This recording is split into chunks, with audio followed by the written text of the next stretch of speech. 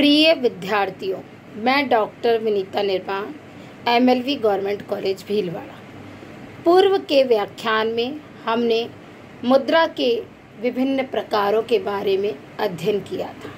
उसी कड़ी में आज हम पदार्थ के आधार पर वर्गीकृत मुद्रा और उनके गुण एवं दोष के बारे में अध्ययन करेंगे। पदार्थ के आधार पर वर्गीकृत मुद्रा के गुण एवं दोष के अध्ययन से पूर्व वर्तमान में भारतीय मुद्रा प्रामाणिक मुद्रा है या सांकेतिक मुद्रा है, इसका विवेचन करना भी अत्यंत आवश्यक है। या हम ये कहें कि present Indian money is standard money और टोकन मनी। इस संदर्भ में यह कहा जा सकता है कि वर्तमान में कोई मुद्रा मानक मुद्रा अथवा प्रामाणिक मुद्रा नहीं है। यद्यपि भारत में रुपया देश की प्रधान मुद्रा है तथा यह असीमित विधिग्राह्य भी है, तथापि इसे हम प्रामाणिक मुद्रा नहीं कह सकते हैं, क्योंकि इसमें प्रमुख दो गुणों आंतरिक एवं बाह्य मूल्य बराबर नहीं तथा द्वितीय इसकी स्वतंत्र ढलाई भी नहीं है, पूर्ण रूप से अभाव है इन दो विषयों। इसके विपरीत इसे हम सांकेतिक मुद्रा या टोकन मनी भी नहीं कह सकते, क्योंकि यह देश की प्रधान मुद्रा है और असीमित विधिग्राह्य भी है, जबकि सांकेतिक मुद्रा में ये गुण नहीं होते हैं। इस प्रकार हम ये कह सकते हैं कि भारतीय मुद्रा रुपए में आंशिक गुण प्रामाणिक मुद्रा के हैं तो आंशिक गुण सांकेतिक मुद्रा के हैं, और इसी कारण भारतीय मुद्रा रुपये को प्रामाणिक सांकेतिक मुद्रा स्टैंडर्ड टोकन मनी कहना अधिक उपयुक्त सार्थक लगता है। अब नेक्स्ट इसमें हम पदार्थ के आधार पर वर्गीकरण के रूप में दो मुख्य वर्गीकरण हैं। एक धात्विक मुद्रा। धात्विक मुद्रा के अंतर्गत वे समस्त मुद्रा सम्मिलित है जो किसी न किसी धातु से बनी है, यथा सोना, चांदी, तांबा, पीतल, जस्ता, एल्युमिनियम आदि। धात्विक मुद्रा तीन प्रकार की हो सकती है। प्रामाणिक या मानक मुद्रा, स्टैंडर्ड मनी देश की प्रधान मुद्रा होती है, यह जिसमें शुद्ध धात्विक मुद्रा मात्रा विद्यमान द्वारा या विधान द्वारा इस प्रकार निर्धारित होती है कि इसका आंतरिक एवं बाह्य मूल्य बराबर होता है तथा यह असीमित विधिग्राह्य मुद्रा मानी जाती है। इसके अंतर्गत मानक मुद्रा की प्रमुख विशेषताएं हैं। यह देश की प्रधान मुद्रा होती है और विनिमय का माध्यम, मूल्य का मापक तथा भावी भुगतान का आधार होती है। द्वितीय, यह स्वर्ण या रजत मुद्रा होती है, और तृतीय, यह आंतरिक एवं बाह्य मूल्य में दोनों ही प्रकार से बराबर होती है। और नेक्स्ट, मुद्रा असीमित विधिग्राह्य मुद्रा होती है। साथ ही साथ इस मुद्रा की ढलाई स्वतंत्र एवं निःशुल्क होती है, अर्थात सरकार की टकसालों में जनता सोने चांदी ले जाकर सिक्के निःशुल्क ढलवा सकती है। सांकेतिक मुद्रा या टोकन मनी। जब देश के अपर्याप्त धात्विक कोषों के कारण ऐसी मुद्राओं का प्रचलन होता है जिनका आंतरिक मूल्य अंकित मूल्य से कम होता है तथा देश में गौण मुद्रा के समान चलती है, तो उसे सांकेतिक मुद्रा कहा जाता है। अर्थात सांकेतिक मुद्रा में मुख्य बातें ए, देश में गौण मुद्रा का कार्य करती हो, बी, इसका प्रयोग मानक मुद्रा के सहायक के रूप में होता हो, सी, आंतरिक मूल्य बाह्य मूल्य से कम हो, और यह सीमित विधिग्राह्य मुद्रा हो तथा साथ ही साथ ढलाई स्वतंत्र न हो, अर्थात केवल सरकार ही इनकी ढलाई करती हो।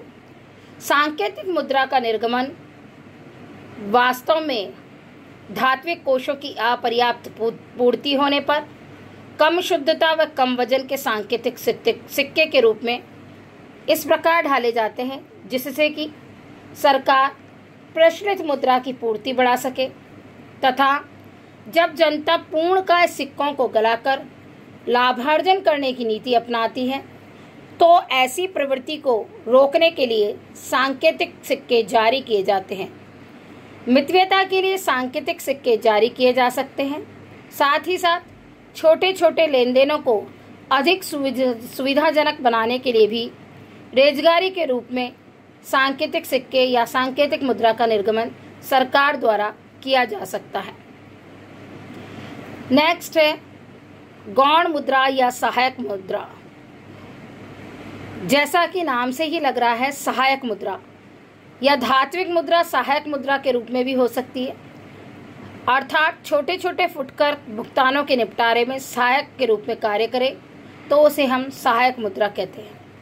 यह सभी सिक्के गौण मुद्रा में होते हैं। सिक्के बहुत ही हल्की धातु तथा अल्प मूल्य के होते हैं। साथ ही साथ इनकी ढलाई पर सरकार का पूर्ण नियंत्रण होता है। सीमित विधिग्रह वाले होते हैं। प्रयोग अत्यंत ही छोटे छोटे लेन देनों के भुगतानों में किया जाता है और प्रामाणिक सिक्कों से संबंध सरकार द्वारा निर्धारित होता है। भारत में 1, 2, 3, 5, 10, 20 तथा 25 पैसे के सिक्के गौण मुद्रा में माने जाते हैं।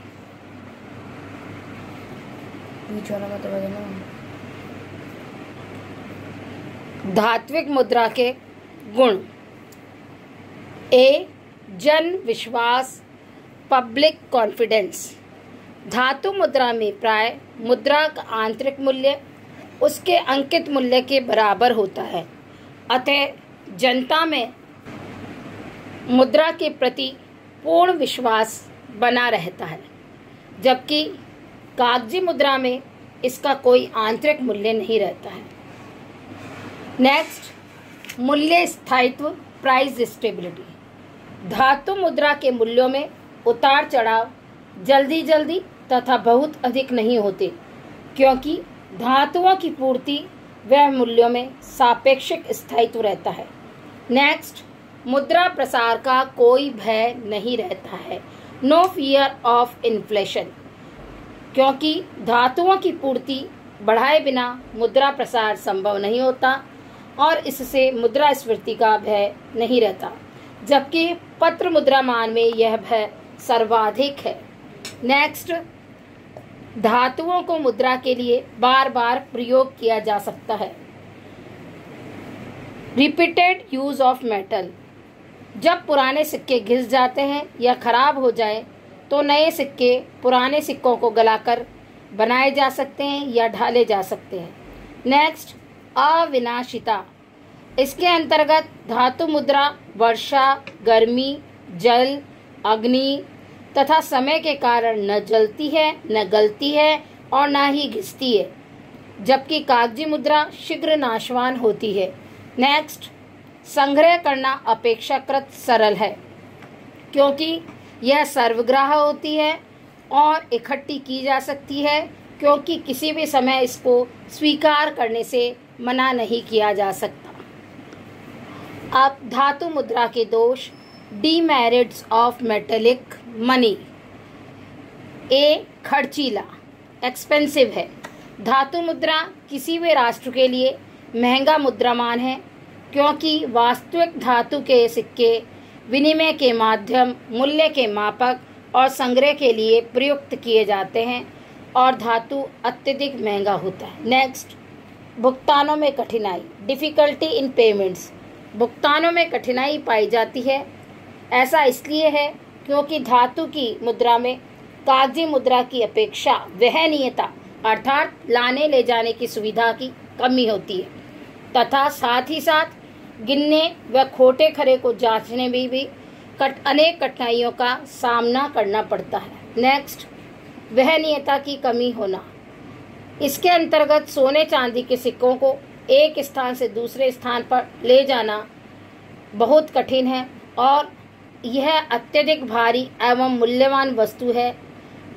इसमें भी एक समस्या यह रहती है कि इनके चोरी होने के कारण हमें अत्यधिक हानि का सामना करना पड़ता है। मूल्यवान धातुओं से पत्र मुद्रामान सस्ता और वहनीयता में सुलभ होता है।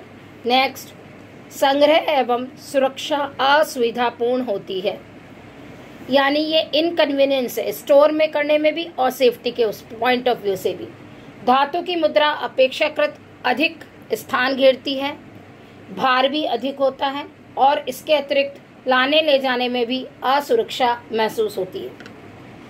निष्कर्ष रूप में यह कहा जा सकता है कि धातु मुद्राओं में अनेक दोष होने पर भी यह वस्तु मुद्रा की अपेक्षा अधिक उपयुक्त प्रतीत होती है, क्योंकि सोने चांदी बहुमूल्य धातुओं के रूप में सर्वग्राह्य तो है ही, साथ ही साथ उनमें परिचयता, अविनाशिता और मूल्य स्थायित्व का गुण विद्यमान रहता है।